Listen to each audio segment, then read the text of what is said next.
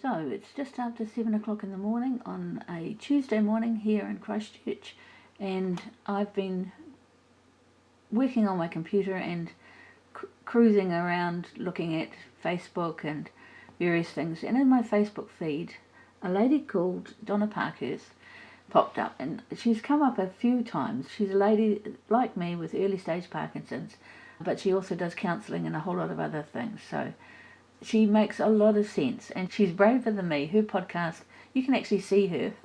I haven't graduated to that as yet because, I'm not quite sure that me sitting here in my oversized hoodie at 7 o'clock in the morning is something anybody really needs to see. So she was talking about living with uncertainty. She is in those early stages, like I said, as am I. And a lot of the stuff that she says makes absolute sense. She said, you wonder whether the deterioration is going to be sudden or if it's going to be gradual. It made me think of when I was working with people with dementia years and years ago. When I was working with people with dementia, there were two main types of dementia that I'll focus on. There are many others, but the two main types, one was Alzheimer's and one was vascular dementia. Now, if you had Alzheimer's disease, it was often very gradual in its progression. It was often really gradual in its progression. So you might have somebody diagnosed with Alzheimer's in the early stages, and you might think back and think, oh yeah, when we went to that camping ground last year, Mum was always getting confused where the toilet block was to go and have a shower. Or she couldn't find the kitchen and we had to keep redirecting her. Well, there'd be little things that think back on and think, oh yeah, that must have been the start of it. And it can take up to a couple of years before you actually have symptoms that are noticeable enough to go to the GP and figure out what's going on. And then you might have a diagnosis of Alzheimer's. Now, vascular dementia, the other type of dementia, is one where it is as a result of an event, like a stroke.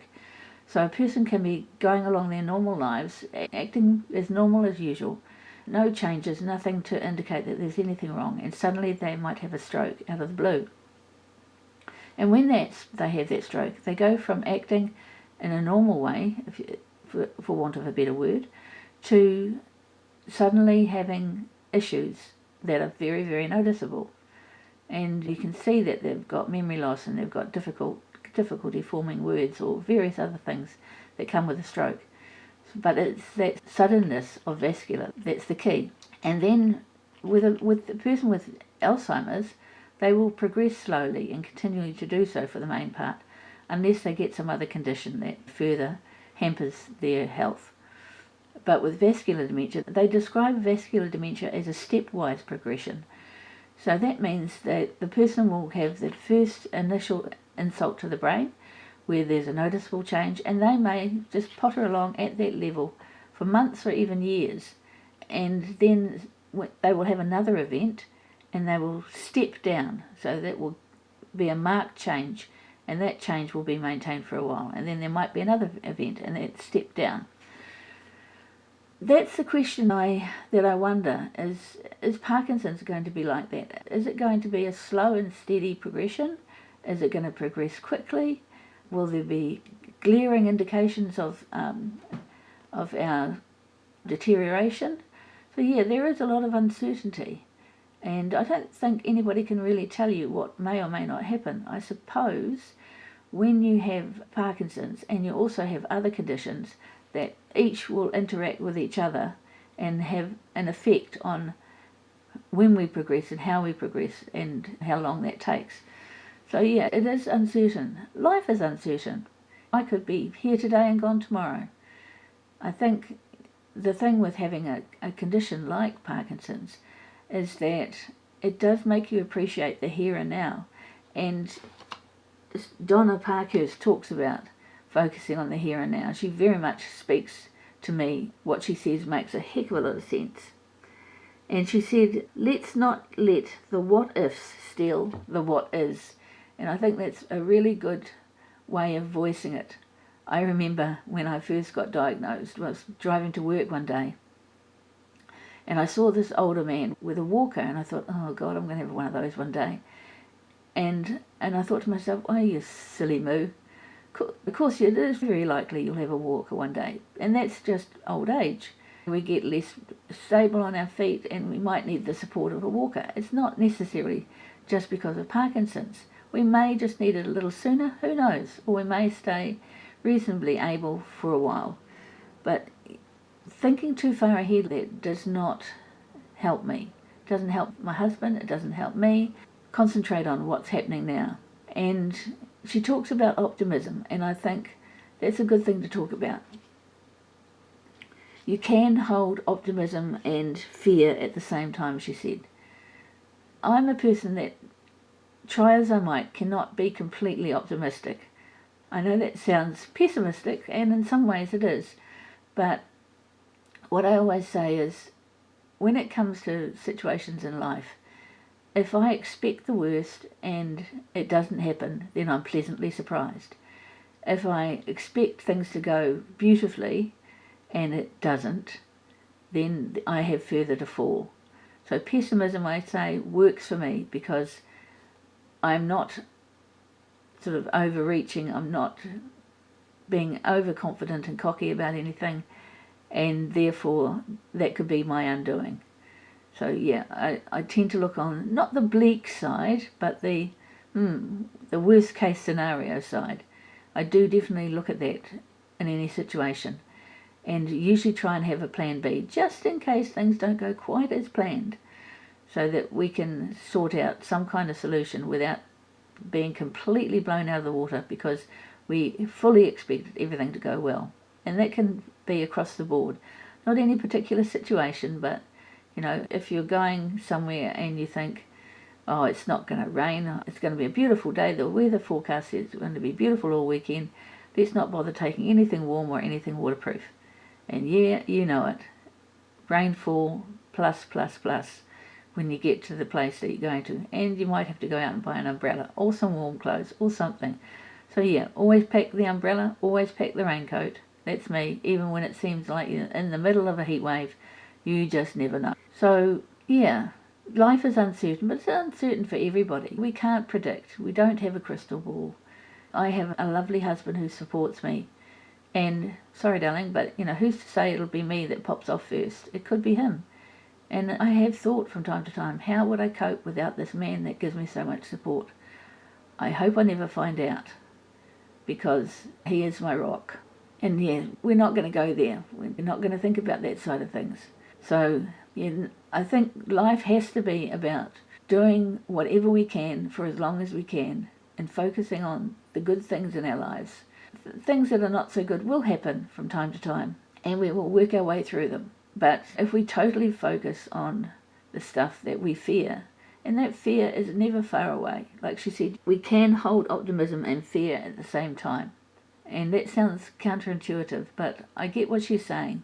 There's always going to be a little niggling gremlin in the back of your brain saying, oh, what's in store for me in the future? And, you know, that little gremlin can just shut up, because we don't need to hear that little gremlin. We have an idea, especially those of us like this Donna. She had at least one parent with Parkinson's. I had two. And so you have these images in your brain of what mum was like, of what dad was like, and they were actually totally different, markedly different from each other, both with the same condition. So I'm not taking it as a given that I will have dad's journey, or I will have mum's journey, or I will have bits of both of them. I may have things that they never had. Maybe the medications are better now. I don't know. But I'm not taking it as read that I'm going to have any kind of journey at all other than it's my journey. And I will do my best to shape that journey, to do the things that are important to me and not let Parkinson's derail me any more than is absolutely necessary. And I will do things that maybe have a bit of an element of risk, but I'm not climbing mountains. I'm not doing anything stupid. I'm not getting on step stools anymore.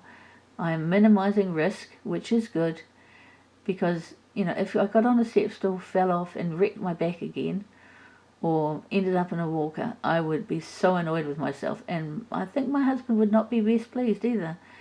So, yeah, life will be uncertain, but what we do know is there will be changes along the way, whether they're sudden or whether they're gradual. And we, my husband and I, we will both deal with those things as and when they are needed to be dealt with. I am not going to try crystal ball gazing and wondering when whatever is going to happen, because it happens when it happens. What I can do is try and live a reasonably healthy life, a good life, a full life, take those holidays and enjoy being with my husband and doing the things that we can do, not focusing on the things that we can't. And family too is important. We've got our young grandson who's just 6 recently. He's coming to stay with us for a couple of days. And we've been really looking forward to it. We had his brother stay with us when he was 6 as well. And so that's the yardstick. Because they live in Wellington and we live in Christchurch, we don't see them nearly as often. And we thought it would be nice to have these boys one-on-one to strengthen our bond as grandparents with these boys that we don't see as often as the girls. So yeah, he's coming to stay with us and we're really looking forward to it, and hopefully he is too. So we should have a good time. But when we talk about that, there's that gremlin in the back of my mind. There are things that you start to think about that maybe you wouldn't want to, is having the second child of that family come to stay with us when he turns 6 is wonderful, and it will be a great time. But there is another younger one, and he's just turned 4. And in the back of my mind I think, 2 years, I wonder what changes 2 years will bring. I wonder if he will get his turn. If when he is up for it, when he is able enough and old enough to come on the plane unaccompanied like his big brothers, will we, particularly me, be able to cope with looking after a young one? So I'm hoping so, because it would be so unfair if he doesn't get his turn when he's 6 to come and stay with Nana and Grandpa.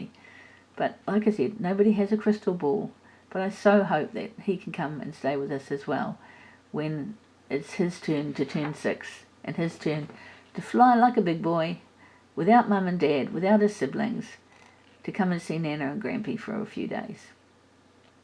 So life may be uncertain, and there's a certain level of uncertainty for all of us, I'm sure. But life is still for living. There is still a lot of good in life, still a lot of fun to be had, memories to be made, and time to be spent with those who we love. This has been Sue, feeling a bit reflective for Parkies and me, my journey with Parkinson's. Kia kaha, be brave, be strong, be you.